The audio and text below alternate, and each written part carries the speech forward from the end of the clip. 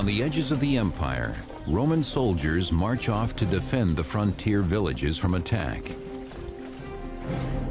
A young boy named Stilicho proudly watches his father among them. Stilicho was the child of a mixed marriage, as it were. He had a Vandal father but a Roman mother, and this meant that he grew up in a sort of context that was half barbarian and half Roman. This was not atypical of people in this period, and above all, of people who were associated with the army. Stilicho dreams of becoming a soldier like his barbarian father, fighting to protect the great empire. By this time, a sizable percentage of the officer corps was of what you might call barbarian ancestry. These are men who were recruited, worked their way up the ranks. The next generation, they become the generals. As ever fiercer tribes invade the empire, Rome's dependence on barbarian mercenaries grows by the day.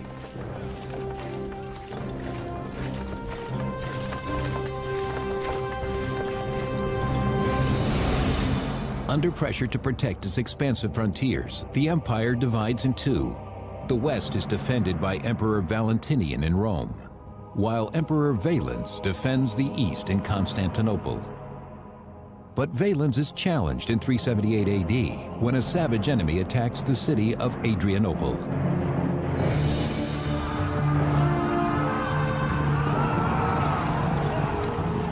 They are the Goths, and what they want is Roman land.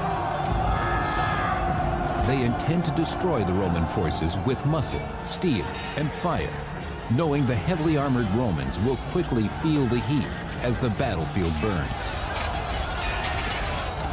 The Goths were far more numerous, and they had a lot to fight for.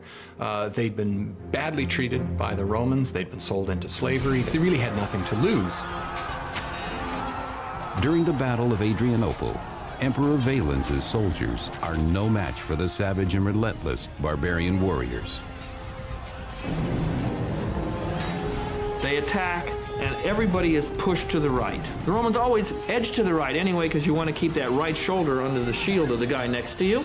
Now this is accelerated. Everybody compacts around the emperor because he's on the far right, the point of honor, and his men won't move. So we have this acceleration, this compactor process. The Goths come out of this circular deployment and surround the Romans and cut them down. The Emperor Valens himself falls on the battlefield, forced to fight for his life. It is a fight he quickly loses, sending his shocked soldiers into panicked retreat. When an ancient army breaks, mass slaughter always ensues. What made Adrianople even worse was that the Roman army was partly surrounded, and not everybody could run, so that in their haste to get away, Roman soldiers ended up killing one another, trampling on one another, and suffocating to death, simply in the vast confusion. 2/3 of the Roman army is lost. The late Roman historian, Ammianus Marcellinus, describes the carnage. Arrows whirling death from every side always found their mark with fatal effect, since they could not be seen beforehand or guarded against. The Battle of Adrianople is a turning point in Roman history. It's a turning point from which the empire cannot return. The army is largely gone, and there's no way of getting it back except to use the barbarians themselves.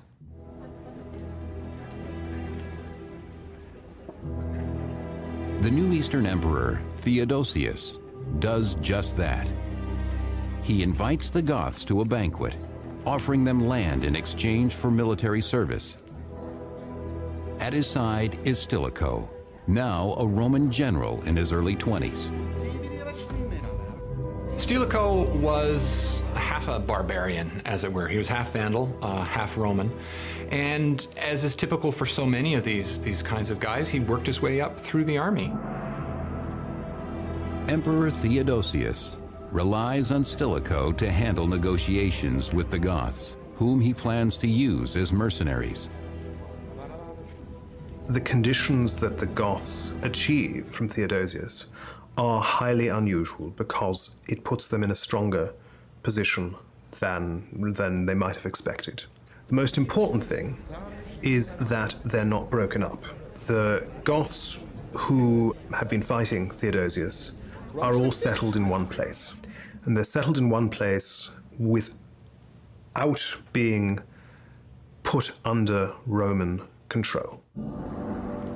Stilicho brokers the deal. In exchange for this land, the entire Gothic force agrees to fight as soldiers in Theodosius's army.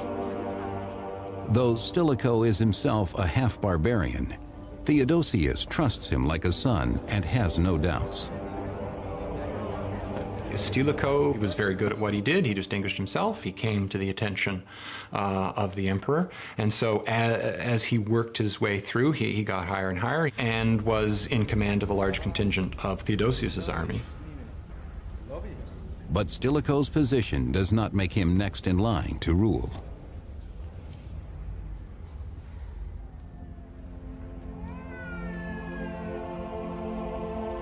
That honor falls on the emperor's biological sons, Arcadius and Honorius, who is born in Constantinople in 384 AD. Yet Stilicho enjoys a royal connection as well.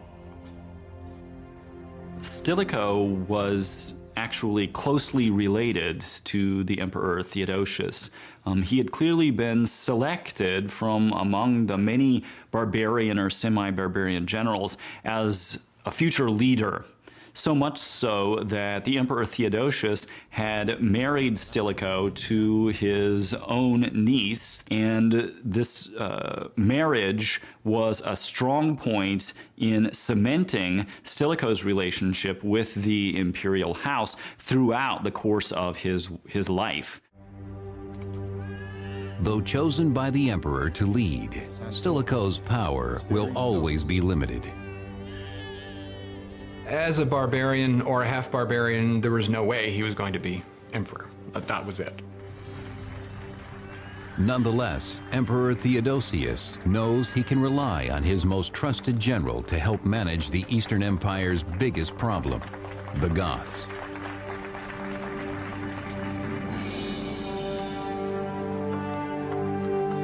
To solidify Emperor Theodosius's new treaty, Gothic boys are sent to training camps to be instructed in Roman military ways. What is clear is that they weren't fully Roman subjects, but that they were obliged to serve the Roman army when the Roman emperor called on them to do so. As Theodosius's right-hand man, Stilicho ensures the young Goths are well-trained and loyal. There is one whose natural talent catches Stilicho's attention, the boy Alaric. Alaric had probably been born inside the empire, and he'd probably been raised inside the empire with full awareness of what a Roman military career was like. Taking Alaric under his wing, Stilicho cannot begin to imagine how their fates will be intertwined.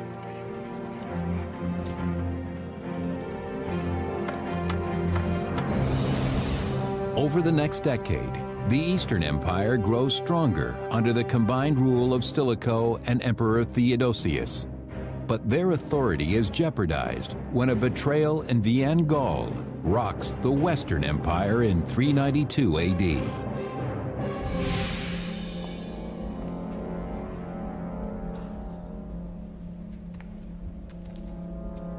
While sleeping in his palace, the Western Emperor Valentinian II is murdered by his barbarian guardian Arbogast, who then disguises the death as a suicide. The emperor was the symbol of Rome's empire itself, and so the death of somebody around whom the state was structured, symbolically structured, is a tremendous psychological blow. Worse still, The Western Empire and its army fall under the control of the ambitious barbarian Arbogast. The usurper is now a threat to the Eastern Empire as well.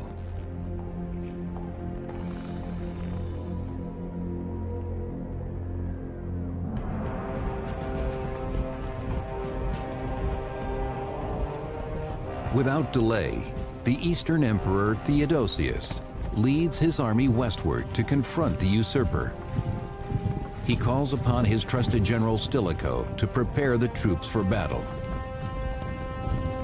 Stilicho was the master of the soldiers in Thrace and was in command of a large contingent of Theodosius's army at the time. Stilicho recruits the young Alaric, now a full-grown Gothic chieftain, and his tribesmen to fight alongside the Romans. By now, about a quarter of the Roman army is made up of barbarian mercenaries. The Romans had become extremely reliant on non-Roman manpower with non-Roman leadership in a way that could potentially become very dangerous for the empire.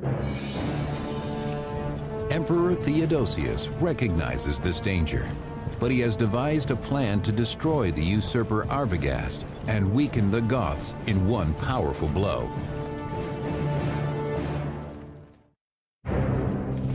In 394 AD, Theodosius leads his eastern army, including Alaric's Gothic troops, against the forces of the Western Roman Empire, now led by the power-hungry traitor Arbogast. The battle takes place in 394 AD at the river Frigidus in modern-day Slovenia.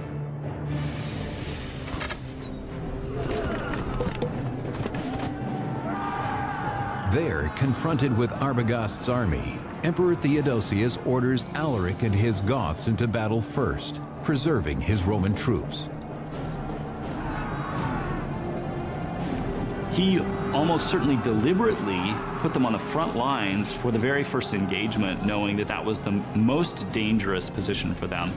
He probably hoped that as many of them would die as possible and yet still achieve victory. The Goths fight for their lives. But Arbogast's forces, hungry for blood and booty, cut them down.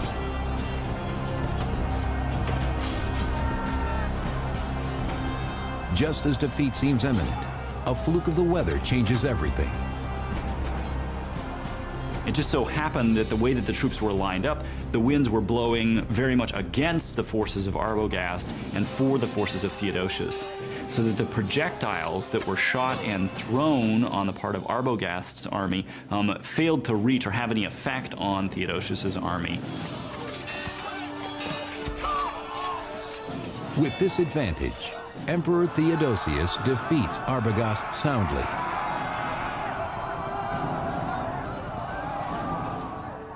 But in the process, he has made a dangerous new enemy.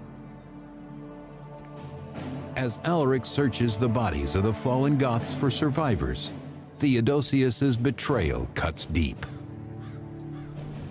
When the Goths were put on the front lines and used as cannon fodder or missile fodder for the troops of Arbogast, Alaric must have been furious. Never again will Alaric allow his people to be mere casualties of Roman glory.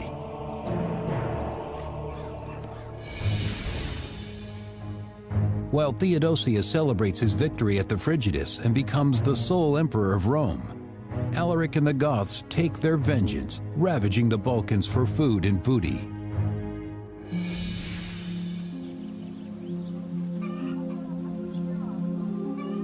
There, Roman farmers, unarmed and vulnerable, are completely unprepared for the wrath of the Goths. Their harvest is exactly what Alaric needs. Alaric has nothing now to draw upon to support his people. He does not have access to local taxes. He does not have access to granaries. That means he can't feed his people. Alaric is now determined to feed his people with Roman grain, and the local Roman garrison can do little to stop him.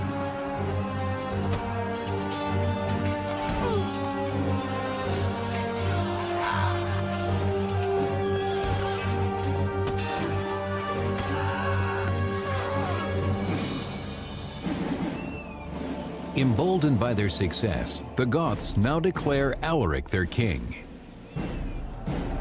With Alaric, they become the first barbarian people to create a kingdom inside the empire.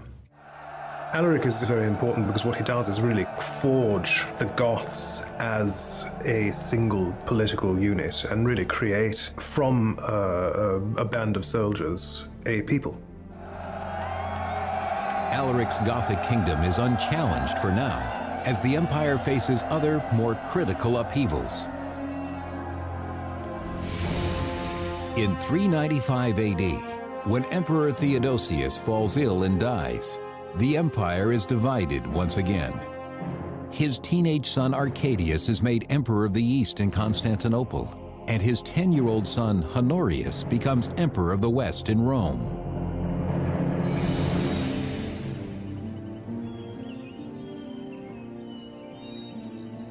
Theodosius's loyal general Stilicho is not forgotten. He becomes the boy emperor Honorius's protector and teacher.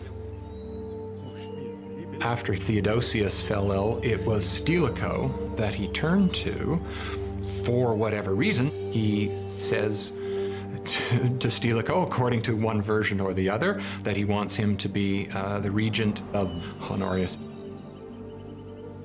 Inexperienced in the tools of war, young Honorius relies on Stilicho for his expertise and guidance. Stilicho had a sort of patronizing relationship, a sort of godfather relationship with this child. I think Stilicho always saw Honorius as his little kid.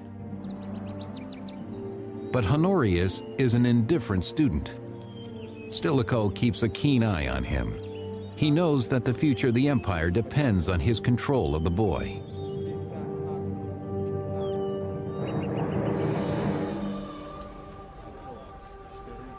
In 397 AD, Stilicho secures his hold on Honorius by marrying the young emperor to his daughter.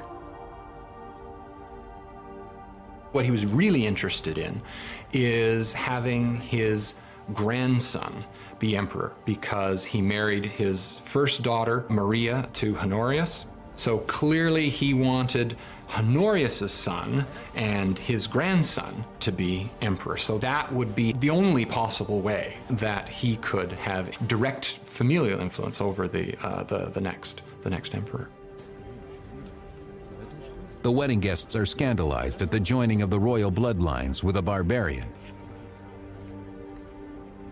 But Stilicho is oblivious to their anger, seeing himself as Roman to the core.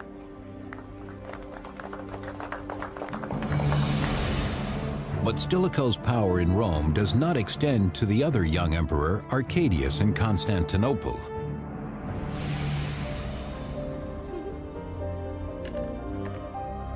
There, the 19-year-old Arcadius enjoys the amusements of the imperial bedchamber, leaving important matters of state to his advisors.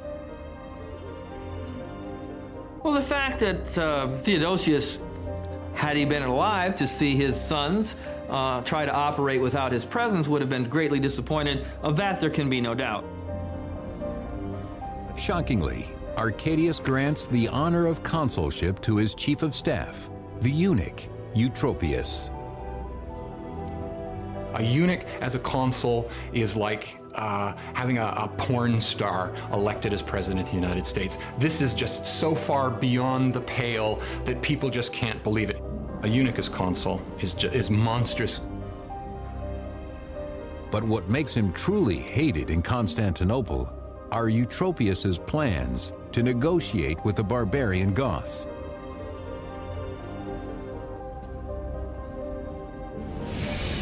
For 3 long years, Alaric and the Goths have raided the Balkans, pressuring Emperor Arcadius in Constantinople to give him the land that his people so badly need.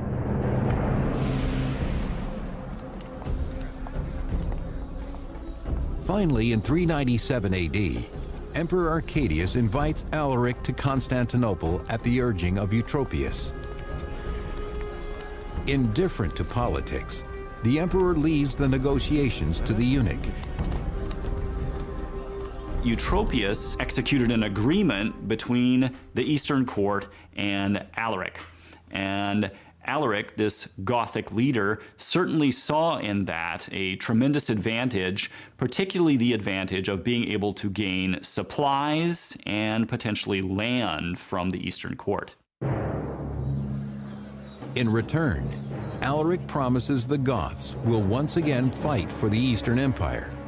But this deal leaves the people outraged.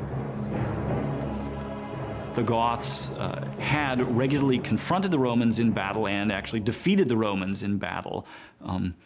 The Romans, therefore, had a huge amount of not so carefully disguised distaste for the Goths.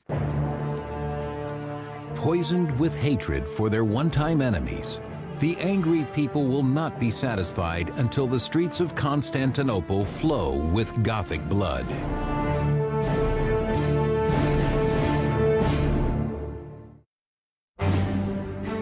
In 397 AD, the Eastern Emperor Arcadius, at the urging of his closest advisor, the eunuch Eutropius, makes a treaty with Alaric the Goth.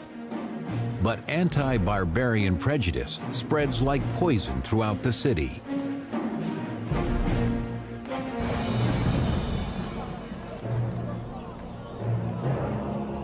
After 2 years of public outcry, Eutropius is finally arrested, swept away in the growing race hatred. His rivals claim his disgrace will quickly appease the angry mob. The problem that arose, of course, was that his power made him unpopular, and he had a great many rivals for control of the imperial court. And one of the things they exploited was his willingness to negotiate with barbarians and with the Goths. Eutropius is sent into exile and later executed. But his sacrifice does not quell the anti-barbarian fervor of the people, who rise up and massacre every last Goth in the city. It's very difficult in any period to put your finger on the roots of ethnic tension. It's clear enough that the Romans resented barbarians who were invading their territory. But Roman feelings against barbarians went much deeper than that. There was a sort of visceral dislike of anything that smacked of barbarism. Such violence against his people sends an undeniable message to Alaric that a treaty with the East is impossible. The hatred is too deep.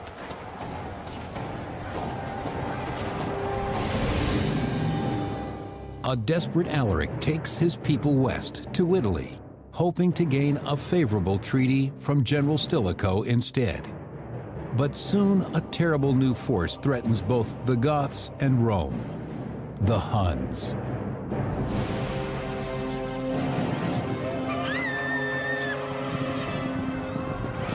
Sweeping into the tribal villages at the margins of the empire, the Huns attack and destroy everything before them. Well, the Huns were moving west. They were looking for greener pastures, as it were.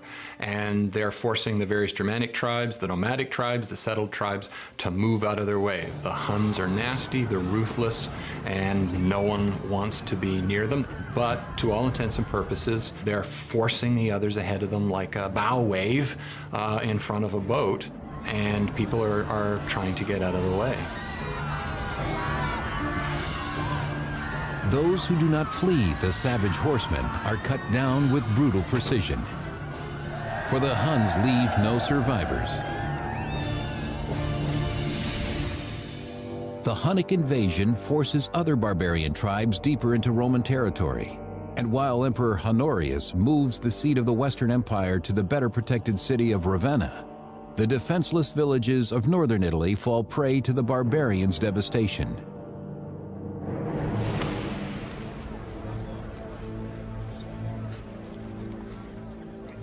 The dwindling Roman forces are overwhelmed. In the Italian field hospitals, General Stilicho watches the numbers of fallen soldiers grow daily, depleting an already sparse army.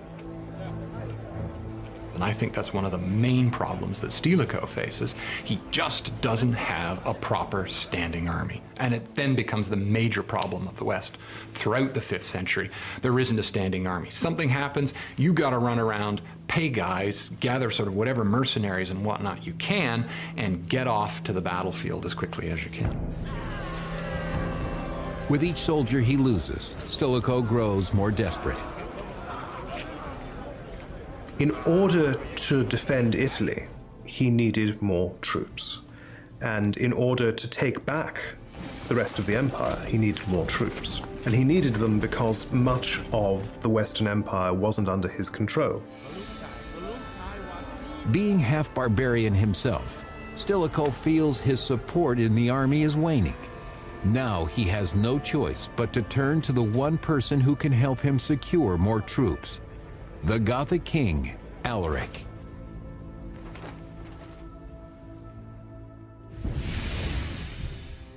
In 406 AD, Stilicho travels to Alaric's camp in Illyricum, modern-day Serbia, offering a deal.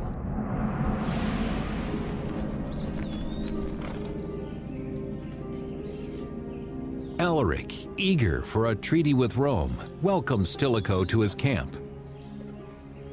Stilicho brings his old friend Alaric a gift to warm the Goth to his request. Stilicho desperately needed troops.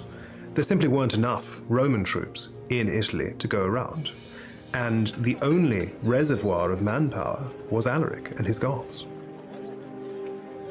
Stilicho also offers Alaric the position he's always wanted.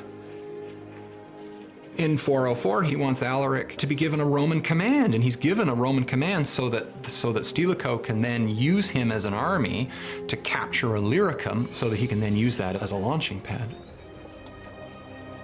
Stilicho desperately needs Illyricum, a recruiting ground for soldiers that now belongs to the Eastern Empire. Alaric agrees to help him take it for the West, offering Stilicho a Gothic sword as a symbol of their treaty. From Alaric's point of view, this was a very good thing. He needed some way to keep his followers occupied so that they didn't simply drift away. He needed some way to keep them fed so that they didn't mutiny or depose him. Stilicho promises Alaric that his Goths will be well paid by the grateful Western Emperor Honorius. The two men embrace as allies once more.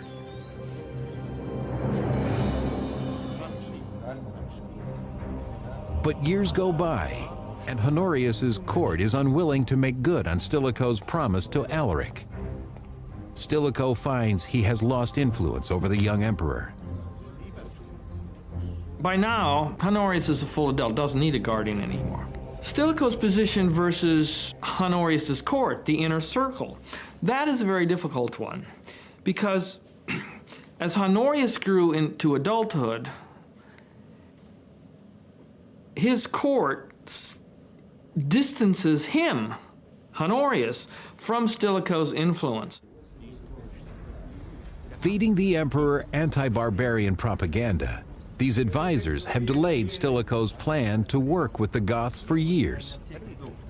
The Goths now demand to be paid for their service as promised. Stilicho needs to come to the Roman Senate, and he needs to ask that the senators themselves produce 4,000 pounds of gold in order to pay off the Goths for this. He has to do so in many ways over the protests of Honorius, so it's very clear that the two of them are beginning to part ways at this point. But Stilicho warns Honorius that if Alaric is not paid, the Goths will revolt, an event the emperor may not survive. Honorius at first agrees to this, but then his personnel official, who's named Olympius, believes that Stilicho is trying to do this so that Stilicho himself can set up his son, Eucharius, on the eastern throne. Scared and confused, Honorius believes Olympius's claims, making a decision that will spell disaster for both Stilicho and the Western Empire.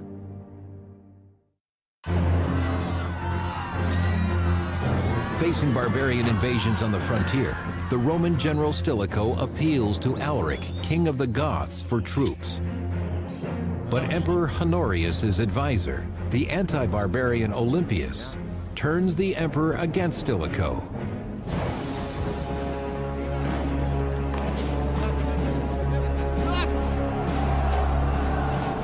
Olympius and his like-minded officers incite the army to revolt against the half-barbarian general Stilicho. And so Olympius then starts sowing all sorts of rumors amongst the troops as well. The troops riot in August, and they call for the death of Stilicho. Swayed by Olympius's slander, Emperor Honorius responds by issuing a decree against Stilicho. Honorius had many courtiers willing to play upon his fears, to suggest to him that Stilicho was seeking the throne for himself or for his son, and the emperor's mind was really poisoned against Stilicho. Stilicho is himself declared a public enemy, and many of his supporters are massacred in cities throughout Italy.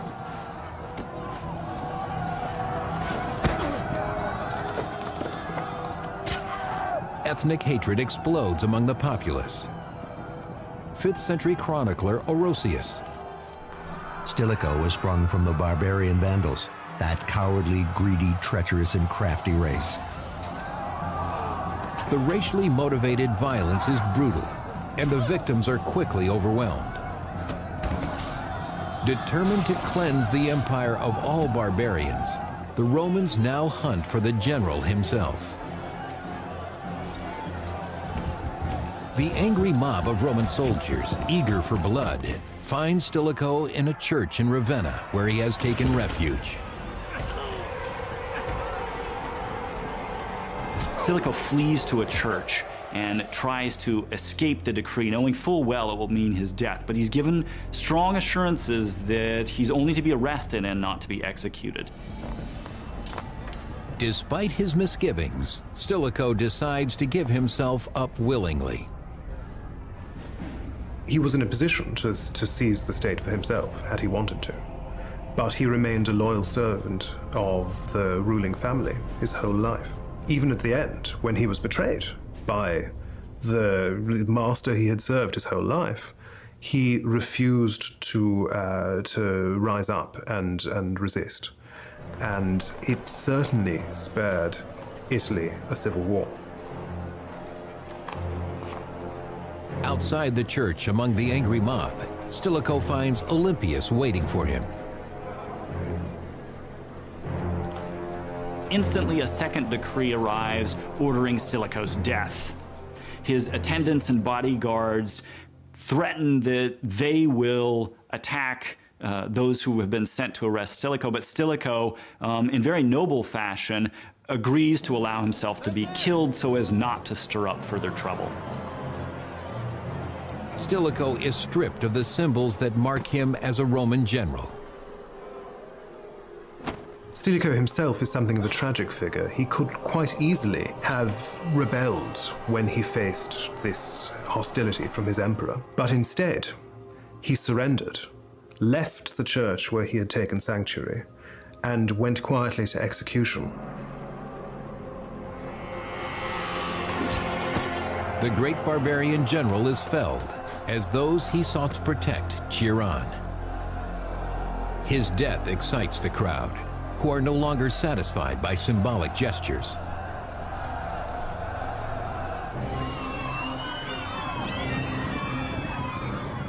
Their hatred of the Goths soon spreads beyond Ravenna to cities throughout Italy.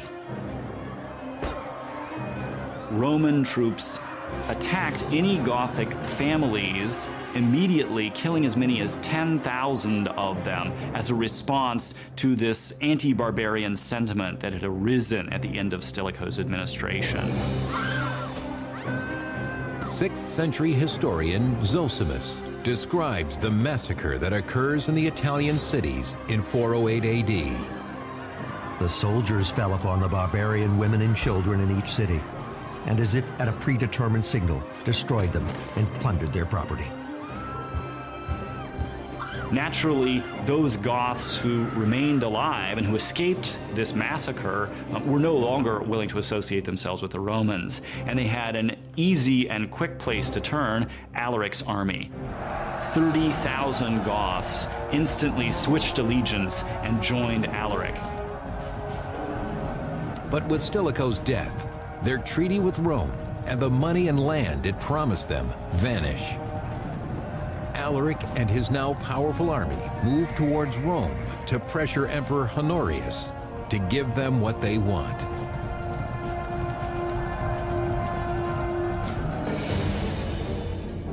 Alaric and his tribesmen invade Italy and lay siege to Rome in 410 AD. But Emperor Honorius, safe in Ravenna, refuses to negotiate with the Goths.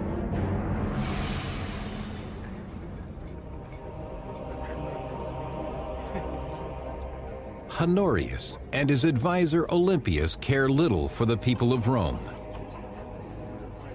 So what little by little happens is Alaric's trying to do anything to get Honorius's government to sit across the table from him and talk shop. I mean, what's going on here? We're destroying Italy. All I want's a command, some place to take that command, and the court won't talk to him.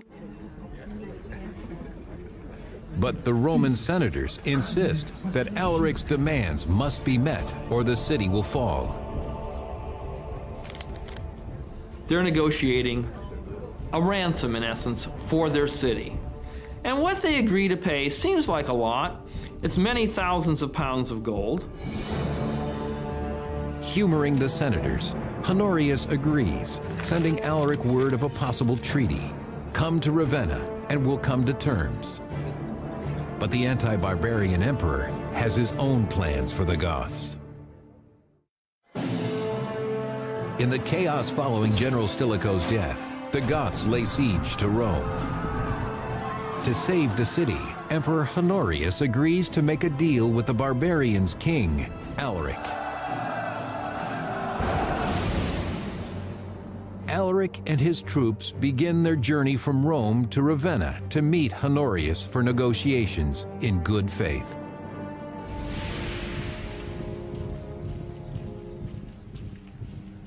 But along the way, Alaric is ambushed by a group of mercenaries working for the emperor. The fact is that over and over again, the Romans display that they're only barely going to tolerate these barbarians, and that whenever possible, they're going to massacre them or put them in harm's way so that they'll be killed. As his men are cut down around him, Alaric knows he has been deceived by the Roman Empire once again. That's a good story of betrayal, of a lack of honor on the part of the court of Honorius. Alaric is a very honorable man who's dishonored by both courts. And one could go on. Alaric is done with peaceful negotiations. He orders his men back to Rome, bent on destruction.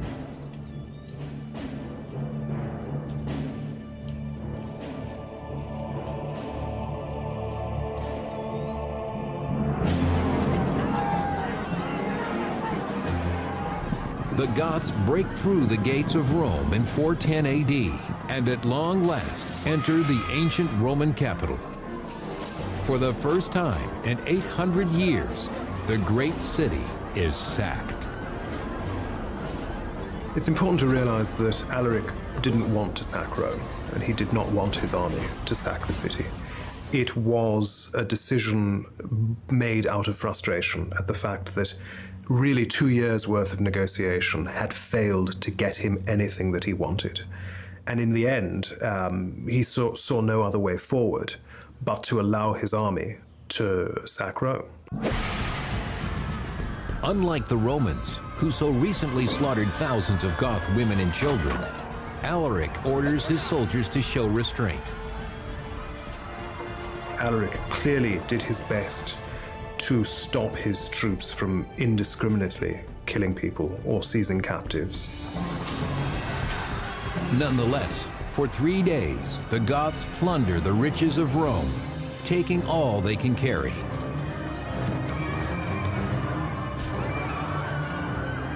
The sack of Rome would have been devastating in terms of the amount of treasure and money that was taken away from the city. And we can be sure that however mild it was, there were still a great many atrocities perpetrated. There's no question of that. But the deepest effect of the sack of Rome is psychological. A former citizen of Rome, Saint Jerome, writes mournfully about the devastated city.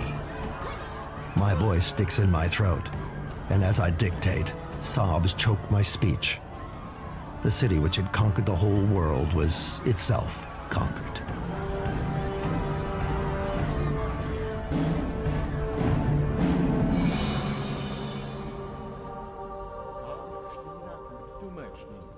In response to this attack on the very heart of the empire, Emperor Honorius does nothing.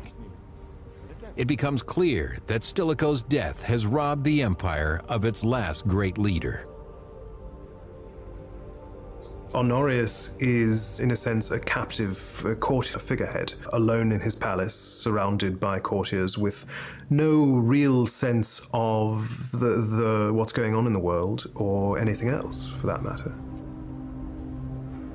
When confronted by refugees from Rome come to beg for aid, the emperor shows only annoyance, ordering this reminder of his failure to be removed. So not only is he distancing himself from the realities of government, he's progressively losing the credibility of the office. Many Romans lose faith in the emperor's ability to defend its people from their barbarian enemies.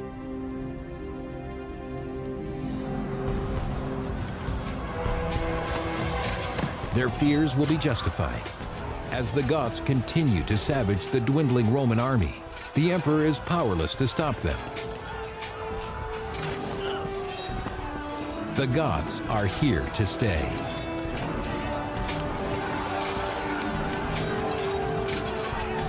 The Gothic kingdom that grows out of Alaric's following is the first real successor to Rome in the West.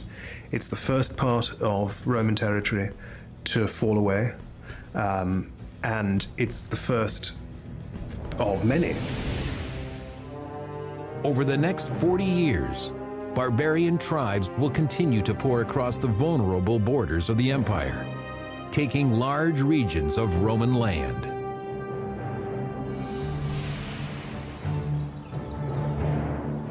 These losses and the fading of the empire were foreseen by General Stilicho, who tried desperately to stop them, only to earn his own execution.